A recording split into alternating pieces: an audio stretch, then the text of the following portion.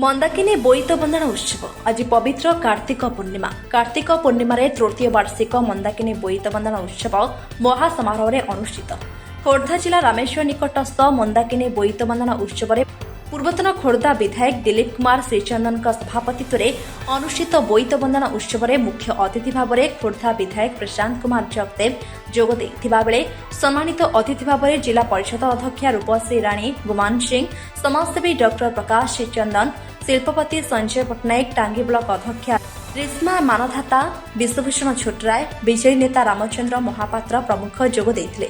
ओडिशार परंपरा अनुसार आज दिन में साधव पुओ माने नौवाणिज्य करने को जाभा सुमात्रा जाइथिले। साधव पुओ मानक शुभ मनासी साधव बहु माने सेमानकु वंदना करी मेलाणी देइथिले। बोईत बंधन कार्यक्रम पर सांस्कृतिक कार्यक्रम अनुष्ठित होइथिला। बोईत बंधन उत्सव देखिबाकू आखपाख अंचल शताधिक लोकों भिड़ जमीथिला। मंदाकिनी बोईत बंधन उत्सव कमिटी सदस्य माने उपस्थित रही सहयोग करथिले। ब्यूरो रिपोर्ट खबर टुडे।